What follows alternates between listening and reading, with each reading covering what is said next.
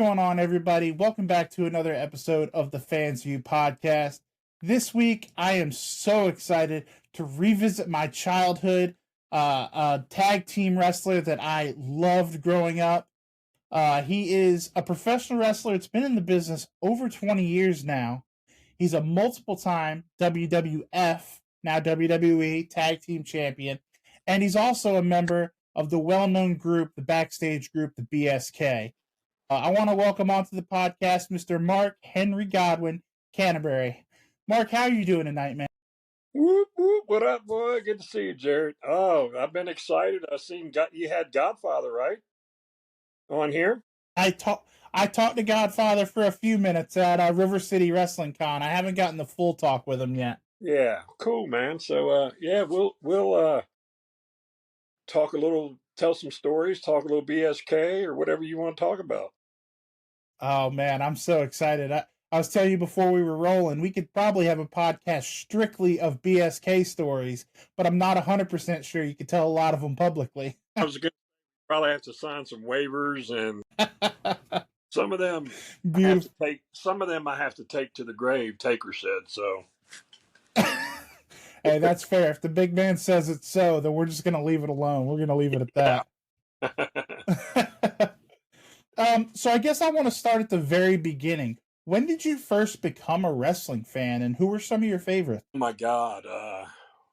When I first got in the business, people I liked when I was growing up was Dusty Rhodes, Junkyard Dog, Ivan Putski. I'm telling my age, too. Loved Austin Idol, Wildfire Tommy Rich. Still talk to him a lot. And I was a big Dusty fan. So, how ironic when I went to WCW, Dusty and Cowboy Bill Watts was running the territory down there. So I worked Eric Watts, which he had just come from University of Louisville, just graduated playing quarterback up there. So Cowboy had a match with Eric at center stage. We had a hell of a 7-8 minute match there in Atlanta. And when I got back, Jody Hamilton pulled me over to the table and he said, they want to know if you can go on the road and work Eric sometime. And I said, yeah. I said, hell yeah. I mean, what are you going to say when they say, hey, you want to go on the road and work Eric? So I said, yeah, when? And they go, well, can you go tonight? George South, an Italian stallion, had trained me. So that's who I'd went to TV with. They were giving me some clothes to take because all I had was what I had on in my gear. And so people are giving me some clothes to wear, take on the road because I'm going to be gone 5 days. So I jump in the car with Arn Anderson. I'm scared shitless now. I am 2.5 years in the business, and I'm getting in the car with Arn going on the road. Yeah, that was my start. And then after that night, the next night I got in with Harley Race, Barbarian, and Hercules Hernandez. So there's almost 100 years of experience back then in the car. Yeah. And me with my 3 years, greener than hell. Yeah, they took care of me. I roomed with Barbie. I just met Barbie just right before that, maybe a week before that or something at TV. And so I'm rooming with Barbarian. Well, they took me out. Of course, them guys like to drink a little bit. A little bit, yeah. So I get in the car with them. Harley's driving. Hercules is in the front seat. Me and Barb, I'm behind Harley, and Barbie's beside me in the back seat. So we're going down the road, and Harley goes, he gets a beer out, and he goes, when I'm done and you hear the crunch, I want to hear psst in the back seat. So lo and behold, I forgot the first one. He goes, kid, Where's my beer? So I learned that to have it ready when he wants it. And he's driving. We're going down, Absolutely. Texas. We're in Texas. That was my first tour. Was in Texas. You can see forever, and it's flat. Right. I look down. Harley's doing like 85, just no cars out, drinking that beer, and you hear that crunch and the window go down, and you'd hear in the back seat, he's ready for another one. So that was my first time on the road with WCW. So, how long into your WCW run was it when you first met Dennis, who would obviously become your partner? And what was your first impression of him? Well, I had went down with George and Italian Stallion, George South, a few times. I worked Ron Simmons, I worked Sting, I worked Johnny B. Bad, I worked PN News, I worked Elegante. I think I had another match or two, and then I had my match with Eric Watts. And right after that, after I went on the road, when I came back off the road, I did TV. We were in Georgia doing a TV somewhere, not Atlanta, right outside of Atlanta. I can't think of the name of it, but we were doing a TV taping there. And they had asked me if I wanted to come to work for the company. And I said, hell yeah. I was just out on the road with, all these guys. I was excited.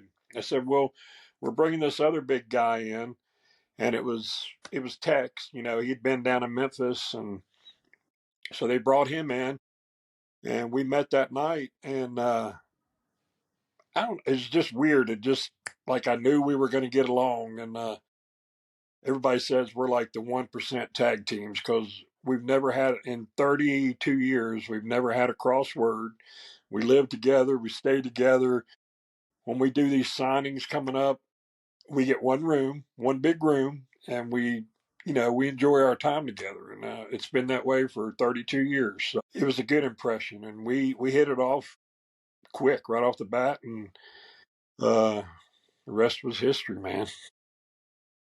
That's awesome because you hear about when guys spend that much time together, it's almost a natural thing for you to just be at each other's throats. I mean, that's impressive that you guys could live together and be on the road 300 days a year and still have Yeah, that love for each other. yeah. To kind of put a bow on your time in WCW, you spent a lot of time there as Shanghai Pierce. What do you think? Obviously, your WCW run didn't work out. What do you think was kind of the biggest factor in it not working out? Well, Flair had just come back out of retirement.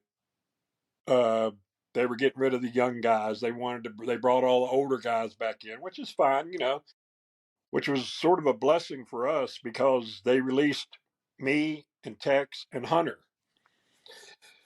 Right. And of course, uh, I went up before Dennis, like a year, and he had some stuff he had to work out, and he did that, and I kept pushing for him to come up, and finally, after about a year, they give him a dark match, and shit, they put him in overalls, and we were right back, picked up right where we left off. Wonder how things worked out for that Hunter guy. I hope he's doing okay in the Yeah, business. I think he did a little something after that. I know he So got we I know he kind got of flopped one time on TV. yeah. Oh, we're gonna get there. Trust me. Um, Obviously, we were talking about it a little bit just now. The opportunity to join the WWF at the time. How did that come about? How did that opportunity come about? Well, when we got our pink slip down there at WCW, um, I went to work. I started hustling. I talked to Kevin Nash and I talked to Harley Race, and Kevin told me to make a 20, 30 minute or 20-minute promo tape. So I got the guys in WCW to make me a promo tape. And matter of fact, I just found it the other day. It says Shanghai Pierce highlight tape, and it says Wow. the master copy. So I found that, and I found a lot of stuff. We have to touch on that too. But yeah, Oh my. Vince was looking for young guys, and it was a blessing that WCW let us go. And because we got a real chance, I got a chance to go up there and prove who I really was. I'd learned a lot in WCW. It was more like a training course for us. Yeah. Uh, Never really felt like I was at home there. I had a lot of good friends. Barry Windham took us under his wing, and hell, he stayed with us some. And uh, so I was surrounded with good people, but I just didn't get that opportunity like Vince was providing. And Right. so I was blessed when I got to go up there, and then I worked a year by myself, and then Phineas got his shit straightened out and come up there, and we picked up where we left off. Yeah, so I want to talk about that singles run that you had before Phineas came in. I would say probably the most memorable thing you did as a singles competitor, obviously, was your feud with Triple H, where you had the now infamous hog pen match at In Your House.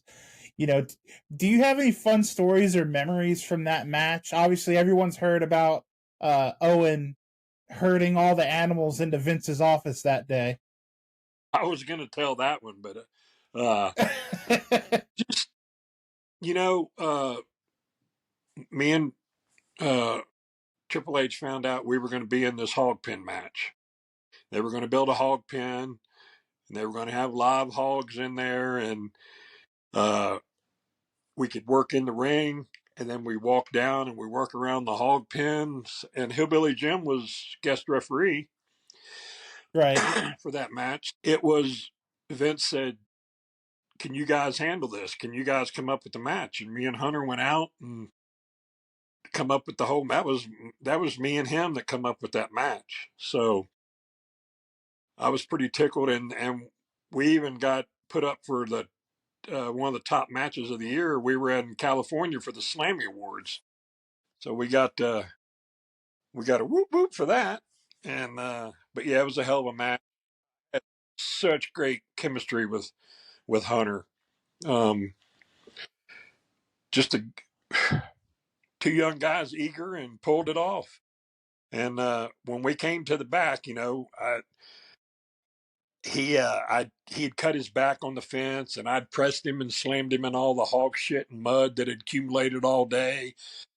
And I even told we were talking about me and Taker were talking about this on his when I did the 6 Feet Under podcast a while back. That we were afraid Hunter was going to come up with some new swine disease because he got we were afraid he was going to get catch something because I didn't know his back was cut, and I pressed him and slammed him in it, and Yeah.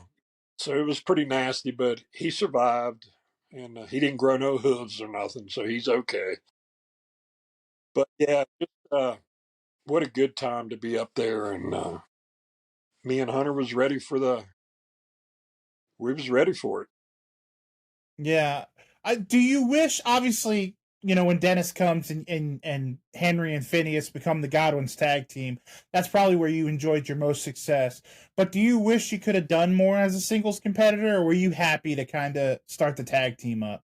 I would. I mean, I'm good either way. I would have liked to have did a little bit more. I had a couple things with Bret Hart, and I loved working Bret.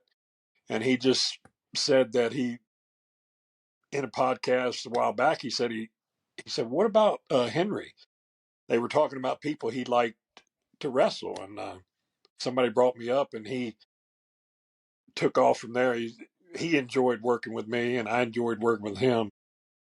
But yeah, I wish I could have had a singles run. Me and Taker had a hell of a match before me and Hunter did our little do-si do for about 6-7 months. I had a match with Undertaker. This is probably 3 or 4 months after I started up there, so I was just getting a feel of everything. But we had like a 15-minute match on Raw, and we beat he gave me a lot. You can go back and watch it. Henry Godwinn and Undertaker on Raw, I think. I had control of that match for a while. When I got to the back, he goes, And he knew me a little bit, but he goes, "I like that. Me and you are going to work together." So and I had a good match with Kevin Nash, and I liked working the big guys too. But yeah, I wish I would have had a little run. Yeah, and I think speaking as a fan from that time, I definitely wish you would have had more of a singles push. But obviously, the Godwinns were second to none. One of my favorite tag teams as a kid. Um, who are some of your favorite teams that you got to work with? Because I mean, you really, looking back, had a who's who of talent, whether it be Chris Candido and Dr. Tom, Owen and Davey, the Road Warriors. I mean, who are some of your favorite teams to work back then? The Road Warriors were at the bottom of the list. They were fun to work with, but hard to work. You know, and I love Yeah, both of them. I miss them both, but we loved working Skip and Zip, Doc and Chris. We could have done without Sonny, but she was in there, so we had to take her with the team. But loved working headbangers. We had so many good matches with the bangers. And I just talked to Chaz yesterday for a while. Uh, one of my favorite tag teams in WCW was Buff Bagwell and Too Cold Scorpio. We worked oh, okay. in Beach Blast. You can pull that match up sometime. Look at that, Beach Blast. I think it was Yeah, maybe 92 or 93.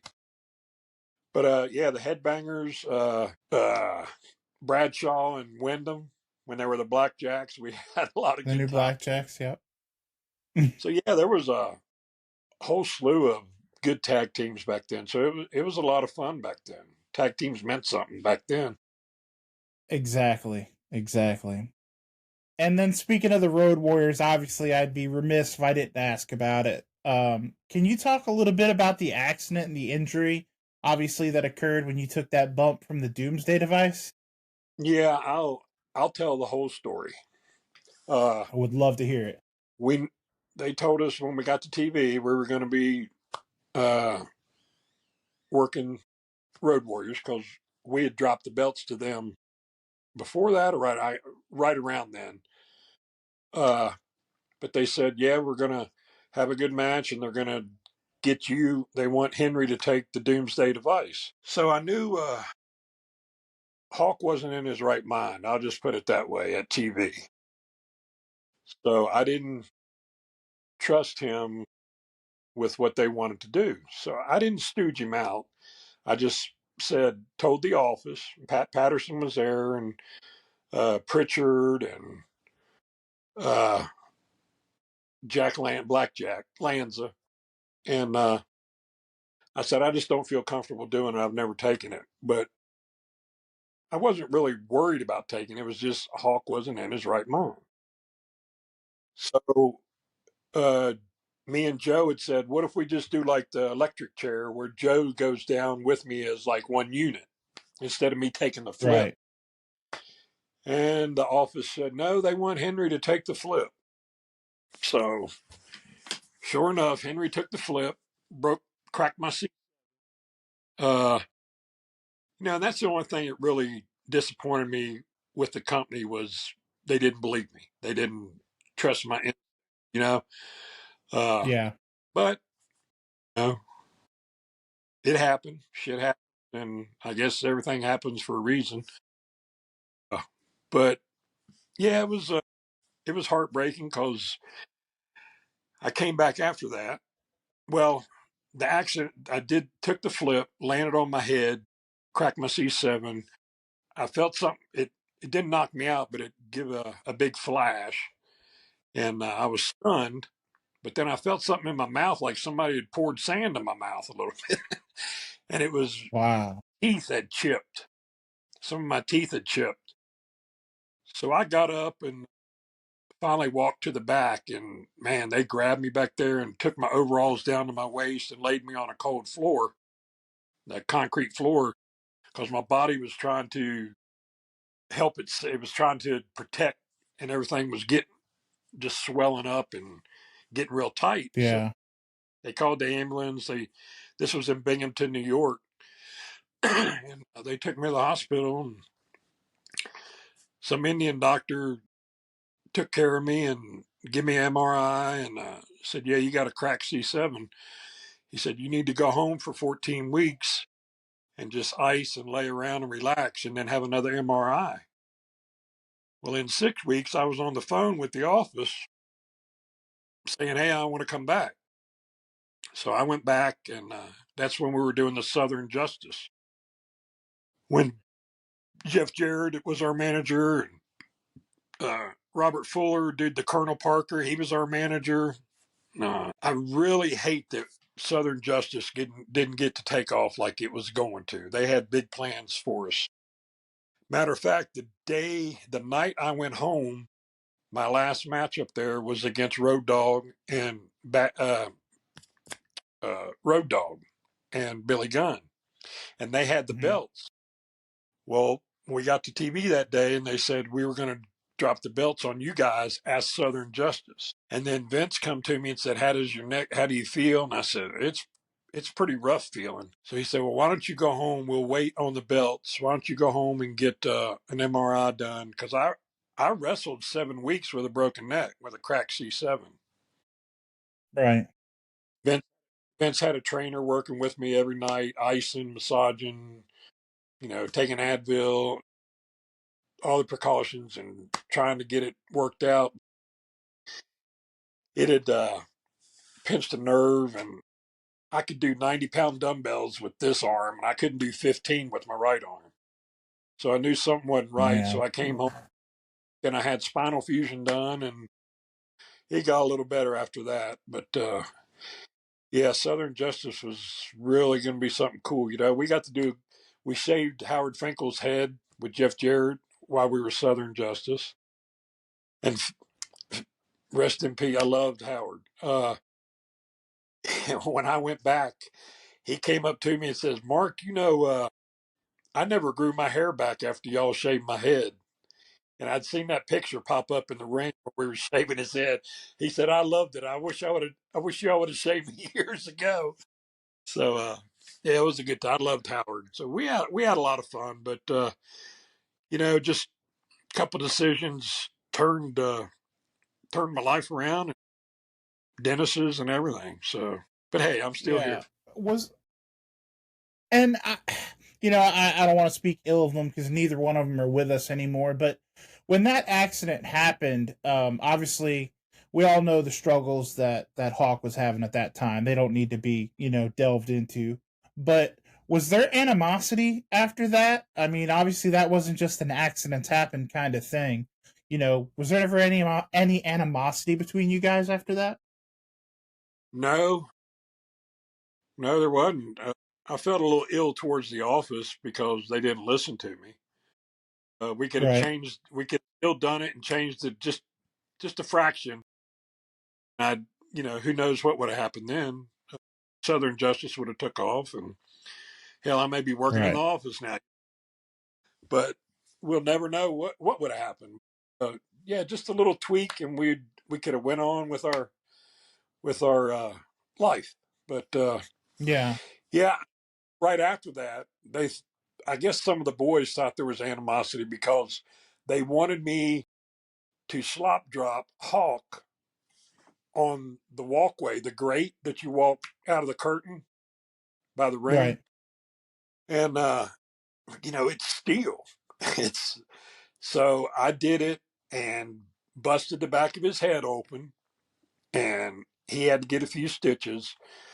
And I apologized, and it wasn't on purpose, and he knew that. I don't know why they wanted me to give him a slop drop on a slanted steel walkway, but Right. some of the boys thought, "Oh, you did that? Did you do that on purpose?" I said, "No, I didn't do that on purpose." But shit So happens. yeah, exactly. Yeah, I mean, and that's a hell of an outlook because not everybody would have been so, I guess, forgiving. As you seem to have been. Um, I want to talk a little bit about. Obviously, you weren't in it for very long, but the brawl for all. It's now infamous. it is ridiculed mercilessly. What were your thoughts on the Brawl for All and your time in it? Well, me and Bradshaw were the first ones to fight. I just had sinus surgery done in Tennessee about 6 or 7 weeks before that. So I told him, I said, I don't think I should do this. And then, of course, the boys are talking me into it. So I did it. And I bloodied his nose and he hit me in the nose. And for about a month or 4 or 5 weeks after that, the whole side of my face was numb, like felt like pins and needles. But it was where I had that surgery and I got popped in the nose. But Yeah. and Bradshaw will even tell you I won on points because before we went out, we said we wouldn't take each other down, and I took him down twice and scored 10 points. But yeah, we sort of we connected with each other a few times, but I thought it was horse shit. It was all Vince Russo's little jolly kick he got on, and I don't like him. He was bad for the business. He didn't want us in the overalls. Said we shouldn't have the belts in the overalls. And I said, well, shit, Brick, come to my town. Everybody walking up and down the street has overalls on and work boots. So come down there and tell them it's fake. Tell them they shouldn't be wearing overalls. But yeah, he was a cancer in the sport. I didn't like it. None of the boys liked it. Yeah, I was about to say, I think you're one of a very long list that won't be exchanging Christmas cards with Russo anytime soon. Jim Cornette would have beat the brakes off of Vince Russo if he could have got to him over that shit. Cornette, I can only imagine. yeah, Cornette hated it. He said it was the worst idea in wrestling history. Yeah. Well, yeah, I mean, it's definitely top 5, I would say. So it was unnecessary and it did so much harm to so many guys' careers, Yeah. rather than any good. Yeah, and they were hoping Dr. Death was going to come in and beat everybody's ass, and it didn't work out that way. He got knocked out. Bradshaw got knocked out. Papa got knocked out, and them guys were hurting for a few days. Yeah. It took him a few days to get over that. I mean, and then they, Bart looked good for a while, and then they embarrassed Bart on the biggest show of the year with Butterbean. With Butterbean, yeah. I just seen Butterbean, too. I'm pretty close with him. He was, me and Phineas were in Detroit. I think we were at Cobalt Arena or Joe Louis Arena, one of the two. But he was our guest manager that night on the road. So he walked us to the ring. Pretty cool. I like Butterbean. He's a great guy. What a great story, too. Yeah, he was really struggling with some health issues for a while there and really seems to pull the nose up on that thing. Yeah. The next thing that I have on my list, I didn't even know about until I really started doing some research, but you almost had a comeback actually to the company back in 2006. You were in Deep South, and you almost, it seems like, put the Godwinns back together with Ray Gordy. Any stories about what happened there, why it was scrapped, and didn't happen? There was a couple things. Ray wasn't ready for it, and I was trying to push the Godwinns. He was supposedly a Godwinn, and but yeah, just the chemistry wasn't there with him like it was with Dennis, and I'd lost my son, and so I was going through a lot of stuff too. I just lost my 14-year-old, a single dad. I had all that shit on me, but yeah, just I guess that ship had sailed. Wasn't meant to be. Yeah, it's unfortunate. I think you ended up being released in 2007, and that was pretty much it. It seems like, for the in-ring stuff with the WWE. Yeah. Obviously, I cannot have you on here. I can't talk to you and not ask you about BSK. I want to talk about some happy things before I let you go. Yeah. When do you first remember meeting Mark? And when's the earliest time you can remember like BSK, being a thing? Oh, it was towards the latter part of '95. me and Mark he talks about it a lot too. It was always just him and Paul Bear that rode together. Right. So one night we were at TV. I just started. I didn't really have anybody to ride with. I'd rode with Jeff Jarrett. Had let me jump in the car with him, so I rode with him. And then Road Dogg got signed, and us three started riding together, which we were called the Three Amigos, and us three should not have been together all the time because we mischievous stuff. So, but yeah, we were at TV. It may have been about the time I worked Mark on Raw, and he said, "Hey, you want to jump in with me and Paul?" I said, "Yeah." Jeff and Road Dogg were doing their own thing, so I said, "Yeah, I'll jump in with you guys." I was tickled to death, so I got in the back seat. You could tell Paul was got sand in his vagina. He was all upset that I Mark was doing it as a rib too on him. But then it just sort of stuck. Us three got along so good. I loved Paul so much, and I miss him. Him and Yoko were two hard ones for me. Yeah. But yeah, that's how I got in. And then Paul set me up at catering one day. Mark had went and got his food and come back to the table. Me and Paul went and got our food, and I made me a plate. And Paul says, "Oh, here, can you help me out?" He had his drink and his plate, and being all slick, he goes, "Oh, Mark, I'm supposed to get Taker some cucumbers. Can you carry these back?" I said, "Yeah, hell, I didn't know." I took them over and I set them by Mark. I said, "Oh, here's your Paul got." He looked at me like he was going to shoot me, and he got white face. And then they told me the story. And Paul's over there behind me laughing. He thought it was so funny. But yeah, Taker does not like cucumbers. That's his like Kryptonite and Superman. That's his kryptonite. Yeah. Yeah, I remember hearing the story about Paul putting the cucumber at the bottom of his drink, and he didn't realize it until he got finished drinking it. Yeah. Oh my goodness, that's Yeah. fantastic. And then I started riding with them, and Yoko and Rikishi and Godfather wasn't up there when I started, but he came back and did the comma thing. And then Yes. that's when we all started, and Savio. Savio was the first one to get BSK tattooed on him. So, Really, I did not yeah, know that. he got it twice. I got mine's on me twice, but I didn't get mine until a little later. And then Dennis come up, and his initiation was to drink a fifth of Jack, which he did like Kool-Aid.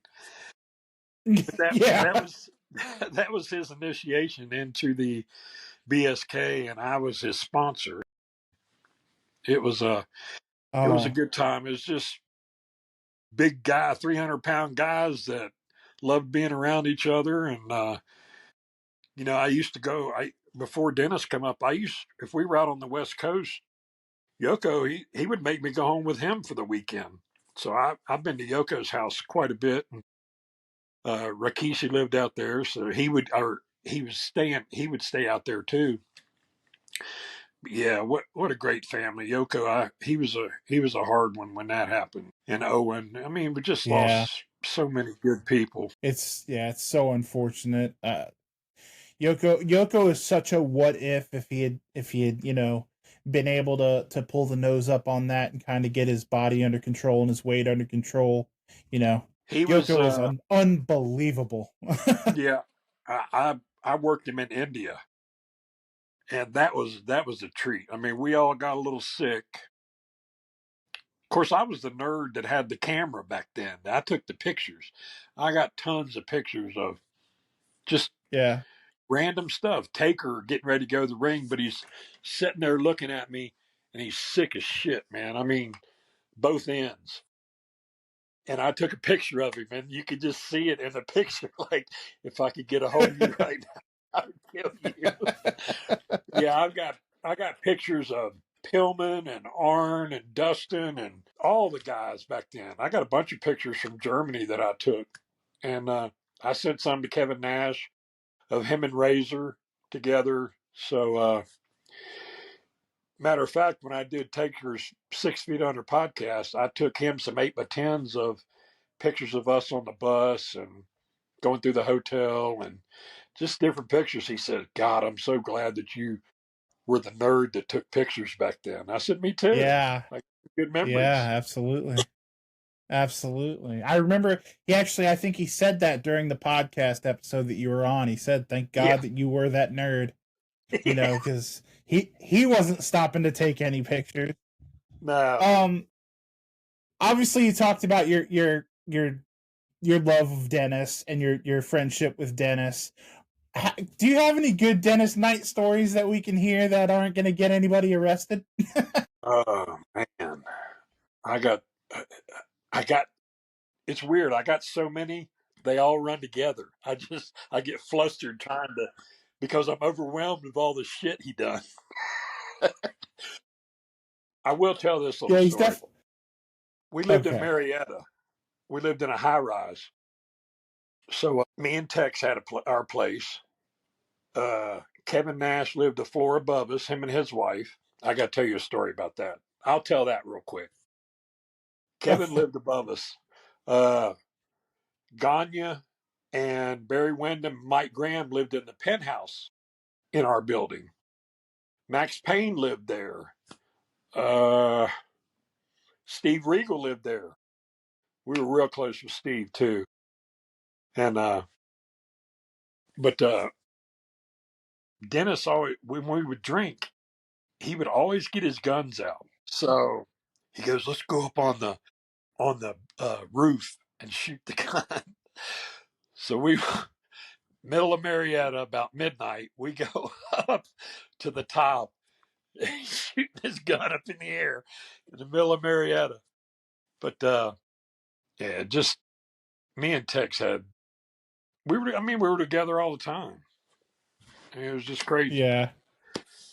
He's definitely known. Obviously, he's known for being the wild child of that group. Maybe a tad bit unpredictable. Yeah, because you don't know what he's going to say and when he's going to say it.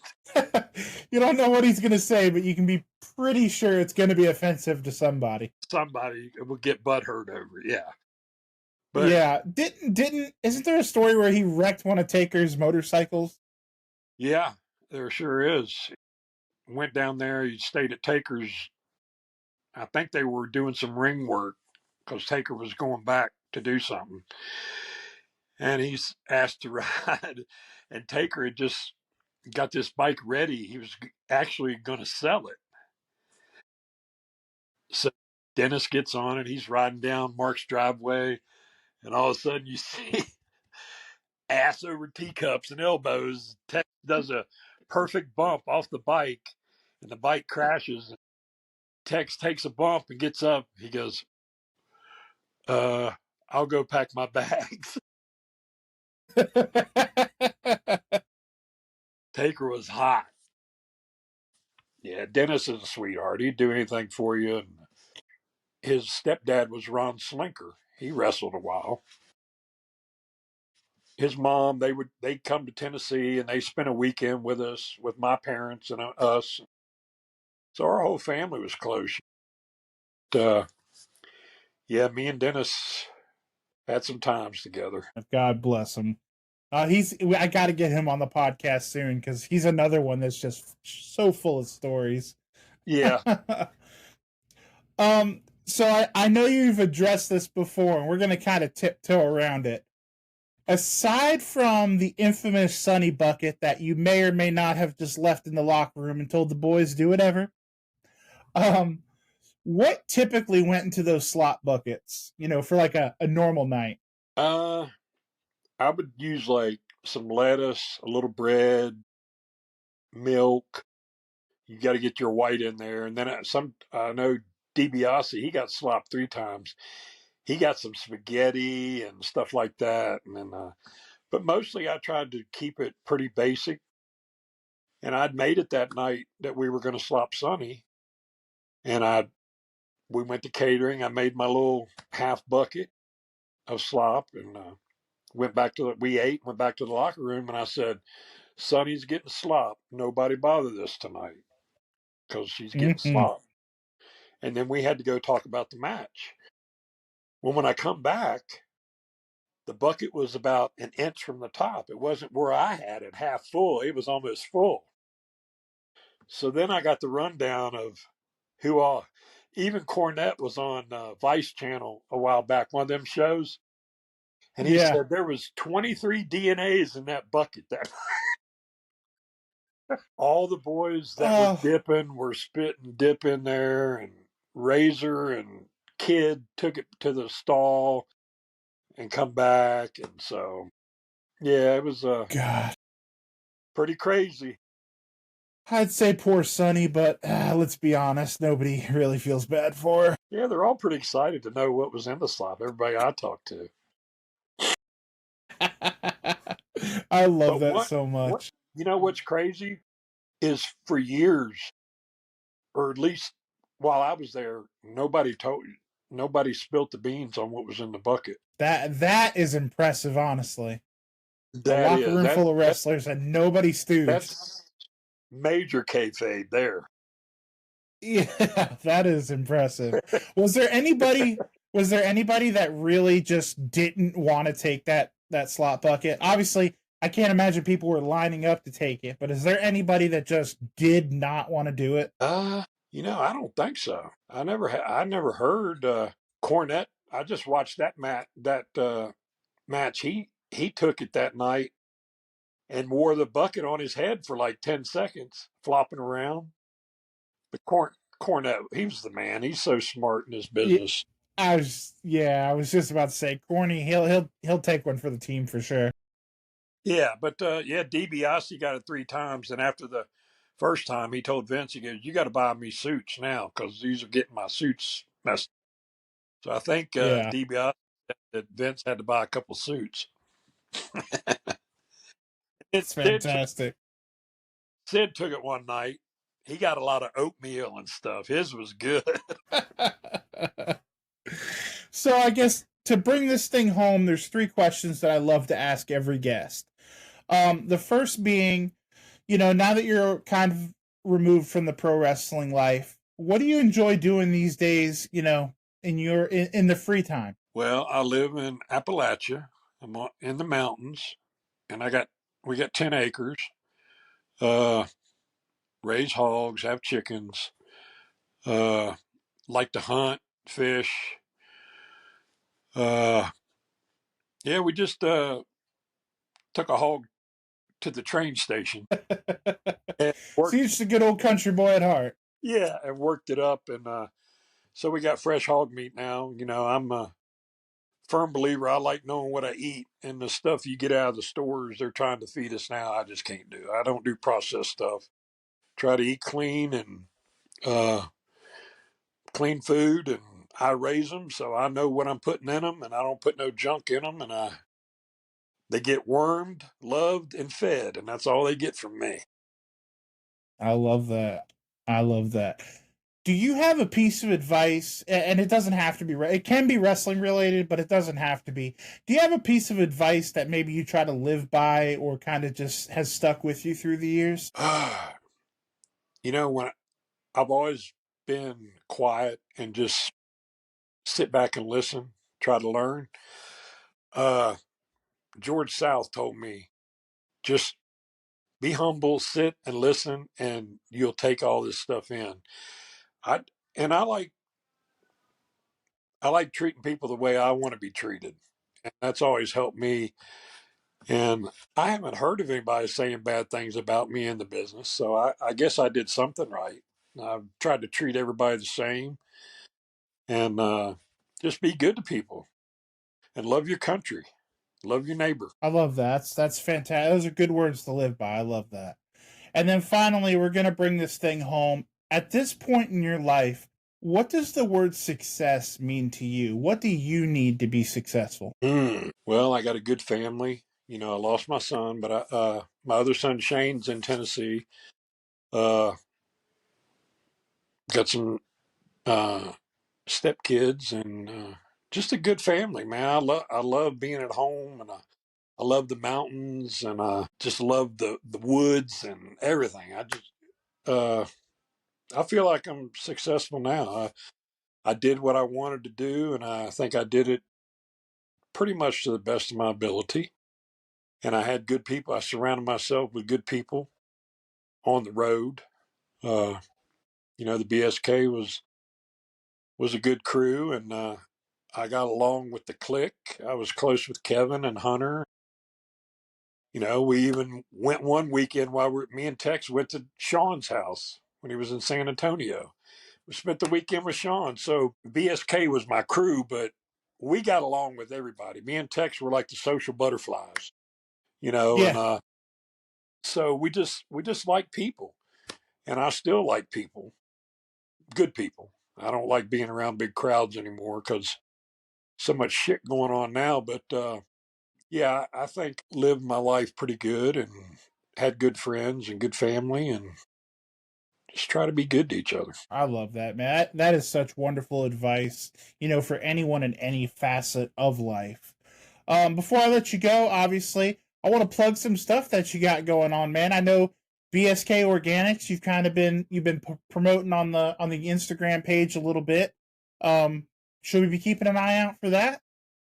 Yeah, we're just trying to find the right route to take on this. So we're just stay tuned right now.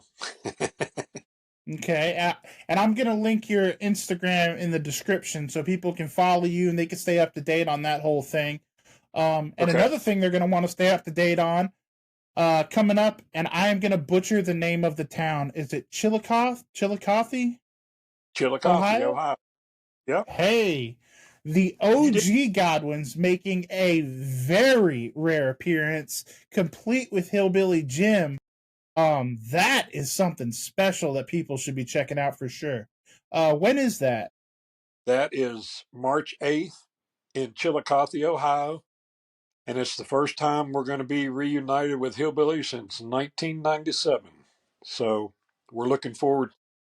I talked to Hillbilly the other day, and he's all jacked about it. So it should be a good time. Hell Sabi, yeah, that is awesome. I talked to Buff Bagwell today. He's going to be there. So I get to see all my old boys, my buddies. I love that. That is going to be can't miss. If you are in the Midwest, near Ohio, you guys got to get down to that because that OG Godwin's reunion alone is worth the price of admission. Who knows if that'll ever happen again, honestly. Yeah, it's hard to get Hillbilly out. He says I'm an old man now and I don't like people.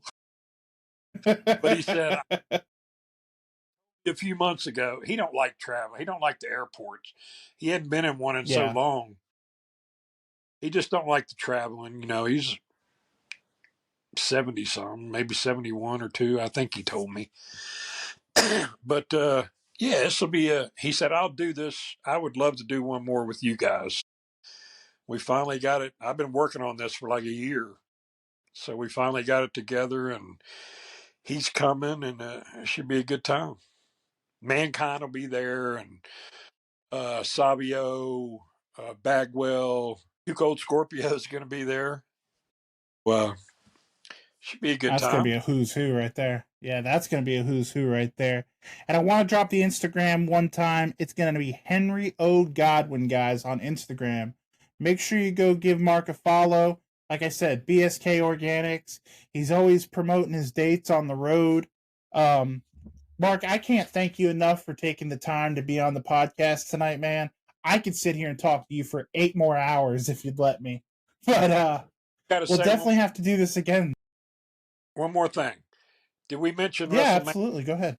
WrestleMania and WrestleCon? We have not. We have not. What do you got coming up at WrestleMania? Well, I'm booked at WrestleCon, so we're just waiting to see if Undertaker is going to have us do the podcast out there at in Vegas or not. So, if not, I'm still at WrestleCon. So, y'all come out Okay. to Vegas and enjoy. Godfather will be there. We're going to be a crazy time in his backyard. Absolutely. Yeah, oh yeah, you're in Godfather's backyard, so God knows what's going to happen in Vegas. He's the only one that knows God. Yeah, for sure. I didn't even think about WrestleMania coming up. It comes up quick on you. Make sure that's another reason to follow Henry Godwinn, Henry O. Godwinn on Instagram, guys, because you can find out what's going on with WrestleCon, his WrestleMania schedule. Because as a fan, we all know WrestleMania weekend gets pretty crazy. Yeah, it's crazy, but it's fun. I can imagine. Yeah. But you got anything else for us, Mark? I guess that's it, man. Hey, we're going to have to do this again sometime because I know we barely scratched the surface on the stories you got. We didn't make a dent. It's like pissing in the ocean. That's right. But we're definitely going to have to take another crack at it pretty soon. For sure. Heck yeah, absolutely. Well, again, I want to thank you, Mark, for coming on. Everybody, like I said, go to the Instagram, follow him, help him out here. We got to get to Ohio, get that line going. Yeah. Get to WrestleCon. That's it. Keep an eye out for BSK Organics. But until next time, again, thank you, Mark, for coming on. We're definitely going to have you back. And that's it for this week, guys. We appreciate you guys. We love you guys. And make sure at the end of the day, you call your mom. Bye, guys. Thank you, Jared. If you haven't liked or subscribed, you're going to be joking me.